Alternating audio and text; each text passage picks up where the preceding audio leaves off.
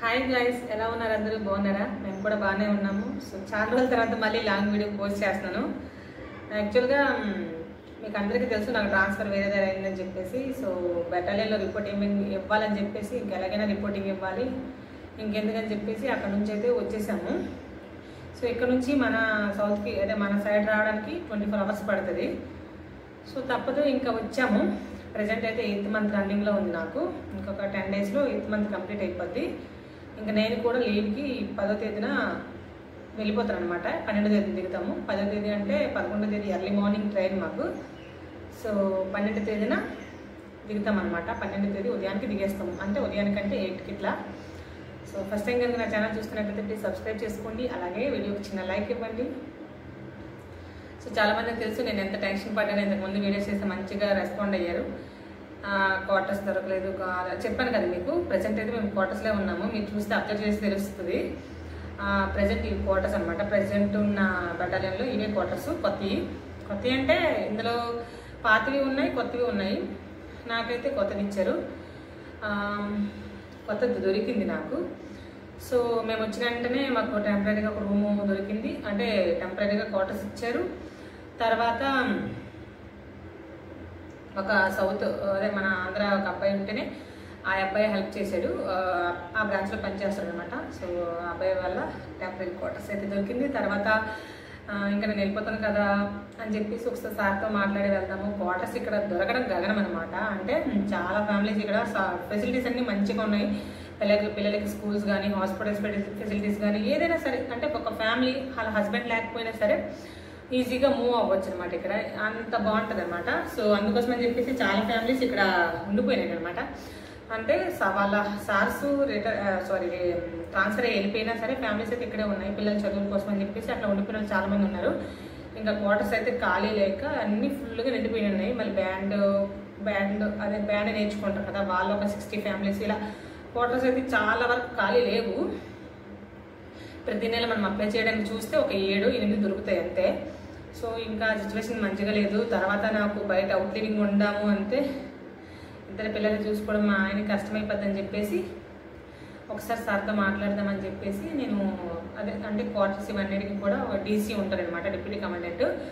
So ఆయన hand ఓవర్లో ఉంటాయి, క్వార్టర్ మాస్టర్ అంటారు అనమాట. సో సార్తో మాట్లాడదామని చెప్పేసి వెళ్ళి ఇలా నా ప్రాబ్లం చెప్పుకున్నాను. సార్ ఇట్లా నా సిచ్యువేషన్ ఇది, సో నాకు ఎలాగైనా క్వార్టర్స్ కావాలి సార్, ఏదో ఒకలా చేయండి సార్ అని చెప్పేసి అడిగాను. ఆల్రెడీ ఒక బాబు ఉన్నాడు, ప్రజెంట్ నేను ప్రెగ్నెంట్. నెక్స్ట్ బేబీ వచ్చేటప్పటికి 2 బేబీస్ అయితే మా హస్బెండ్ కొంచెం చూసుకోవడం కష్టం అవుతుంది అని చెప్పేసి ఇంకా అవన్నీ చెప్పాను అనమాట. మన ప్రాబ్లమ్స్ మనం చెప్పుకోవచ్చు సీనియర్స్తో, నో ప్రాబ్లం. నేను చెప్తే ఆయన మంచిగా కూర్చోబెట్టి మాట్లాడించారు. తర్వాత ఓకే, ఇంకా ఆ రోజుకి నాకు మంచిగా క్వార్టర్స్ కూడా ఈ అమ్మాయికి ఒక క్వార్టర్ ఈ అమ్మాయికి రిజర్వ్ చేయండి అని చెప్పేసి మంచిగా ఇచ్చారనమాట. సో దేవుడి దయ వల్ల క్వార్టర్స్ అయితే దొరికాయి మనకి. అంటే క్వార్టర్స్ ఏదైనా మనం చెప్పే రీజన్ బట్టి క్వార్టర్స్ అనేది మనకి ఇక్కడ సిచ్యువేషన్ 2021 బ్యాచ్, నేను 2017 బ్యాచ్ కూడా దొరకడం కష్టం అనమాట క్వార్టర్స్. కానీ లక్కీగా నాకు 2021 అది కూడా కొంచెం కొత్త క్వార్టర్స్లో నాకు దొరకడం అంటే ఫస్ట్ ఫ్లోర్, గ్రౌండ్ ఫ్లోర్ అంటే ప్రస్తుతానికి కష్టంగా ఉన్న. తర్వాత గ్రౌండ్ ఫ్లోర్ కన్నా కొంచెం గడ్డి, ఇంకా దోమలు, పురుగులు ఇట్లా ఉంటాయి కదా, భయం వేస్తుంది తలుపులు తీసి పడుకోవడానికైనా. అదే ఫస్ట్ ఫ్లోర్ అనుకోండి, యాతన లేకుండా హ్యాపీ పడుకోవచ్చు, ఇంకా డోర్స్ తీసుకుని మన ఇష్టం వచ్చినట్టు ఉండొచ్చు అని ఫస్ట్ ఫ్లోరు ఇంకా తీసుకున్నాను. అయితే ఫస్ట్ ఫ్లోర్ బాగానే ఉంటుంది. అంటే మరీ మీద కంటే కష్టం, కానీ ఫస్ట్ ఫ్లోర్ వరకు అయితే ఓకే. నాకు ఈ ఫస్ట్ ఫ్లోర్కి కొంచెం కష్టం అనిపించేస్తుంది. అంటే మా ఆయన, నాకేం కష్టం అంటే మా ఆయన చూసి కష్టం అనిపిస్తుంది. పాపం వాటర్ కిందకి వెళ్ళి తేవడము అట్లా. కానీ 4th floor వరకు ఉన్నాయి, ఆ లెక్కి దిగడం పాపం వాళ్ళు కూడా కష్టం, ఇంకా కష్టం అవుతుంది. అంటే నాకు ఇప్పుడు నేను ఇంతవరకు గ్రౌండ్ ఫ్లోర్లో ఉండేదాన్ని, ఫస్ట్ ఫ్లోర్కి రావడం నాకు అట్లా అనిపిస్తుంది. అలవాటు అయిపోతుందండి.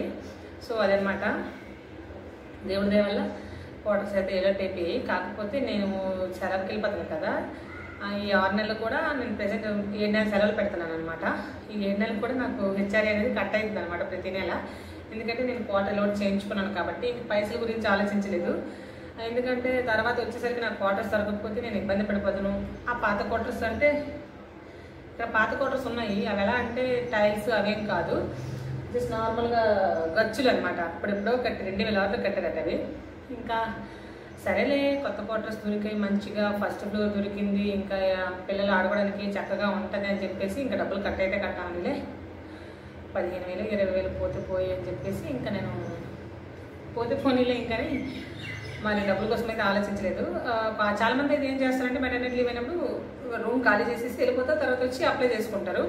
బట్ మాకు ఇక్కడ ఏంటంటే క్వార్టర్స్ దొరకడమే లేదు, ఇంకా ఒకళ్ళు దొరకకపోతే అవుట్ లివింగ్ ఉండాలి.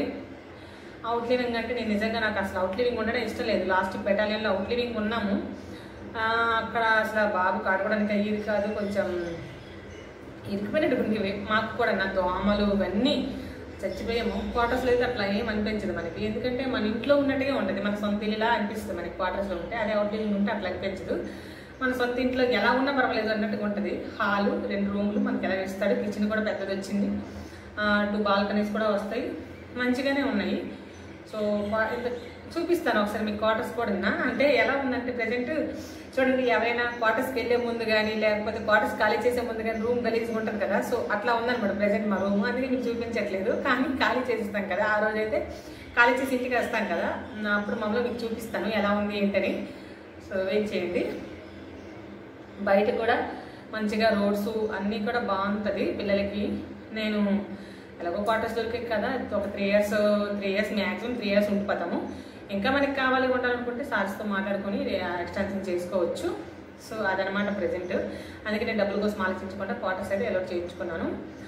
అదనమాట విషయం. ప్రజెంట్ క్వార్టర్స్ అయితే దేవుడి దేవల నాకు దొరికాయి. అవుట్ లివింగ్ ఉండడానికి ఇష్టం లేక మెయిన్, లేకపోతే అప్పుడు వచ్చినప్పటికీ ఏదో ఒకటి దొరుకుతుంది బయట, ఎవరికొకరికి చెప్తే చూసి పెడతారు. కాకపోతే ఇంక ఏమంటాంలే, అవుట్ లివింగ్ పిల్లలకి ఆడుకోవడానికి తిప్పడానికి అటు ఇటు అవ్వదని చెప్పేసి ఇంకా క్వార్టర్స్ అనుకోండి, మనం ఎలా వదిలేసినా పర్వాలేదు, రోడ్ల మీద వదిలేసినా పర్వాలేదు, క్వార్టర్స్లో హాలు ఇంట్లో ఎక్కడైనా ఆడుకుంటారు. వాళ్ళకి బాగుంటుంది. మెయిన్ వాళ్ళ సేఫ్టీ మనకు ముఖ్యం కాబట్టి వాళ్ళ కంఫర్ట్ ఏదైనా. మనం డ్యూటీకి వెళ్ళిపోతే, నేను డ్యూటీకి వెళ్ళిపోతే నాకు పెద్ద ఏమనిపించదు, కానీ మెయిన్ ఇంటి దగ్గర నాకు ఇబ్బంది అవుతుంది అని చెప్పేసి నేను అట్లా ప్లాన్ చేసుకున్నాను. డబ్బులు ఏముంది, ఎలాగైనా కొంచెం పెట్టేస్తాం, డబ్బులు ఎంత వస్తే అంతే ఇదేనంటూ ఇంకా అందుకే డబ్బుల కోసం ఆలోచించలేదు. ప్రస్తుతానికైతే ఇలా నడుస్తుంది. ఇంకా 10వ తేదీని అదే 11వ తేదీ ఎర్లీ మార్నింగ్ ట్రైన్. లక్కీగా ట్రైన్ టికెట్స్ కూడా తత్కాల్ చేయాలనుకున్నాం, యాక్చువల్గా దొరకకపోతే. లక్కీగా ట్రైన్ టికెట్స్ కూడా ఒక ట్రైన్కి దొరికినాయి. ట్రైన్ ఎలా ఉంటుందో తెలియదు, కాకపోతే కింద బెర్త్లే వచ్చాయి మా ఇద్దరికున్న. నెక్స్ట్ దాంతోపాటుగా ఎర్లీ మార్నింగ్ ట్రైన్ అనమాట 4కి. అదే కొంచెం చిరాకు అనిపిస్తుంది నాకు, ఎందుకంటే ఎర్లీ మార్నింగ్ అంటే నాకు అసలు లేవడానికి చాలా లేచి ఉంటుంది. దాంతోపాటుగా ఫుడ్ ప్రిపరేషన్ కూడా చేసుకోవాలి. ఇక్కడ నుంచి 24 అవర్స్ అంటే ఎర్లీ మార్నింగ్ ఎక్కుతాము 11వ తేదీ.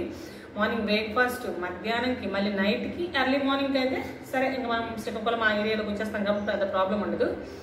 కానీ ప్రస్తుతానికైతే ఈ 3 పూటలు పిల్లాడికి మెయిన్ మన మీద తినేస్తాము, కానీ ఆడికి ఏదో ఒకటి ఫుడ్ ప్రిపేర్ చేసుకొని మంచిగా ఓట్స్ లేకపోతే మకానా ఇట్లా ఏదో ఒకటి ప్రిపేర్ చేసి వాడికి తీసుకెళ్ళాలి. వాడి గురించి కొంచెం ఇబ్బంది, కొంచెం హెల్త్ కూడా ఆడికి ఈ మధ్యన మళ్ళీ నిన్నటి జ్వరం వచ్చింది, మొన్నటి నుంచి జ్వరం వచ్చింది, అతను అసలు నిద్ర లేదు, ఏడుపడు.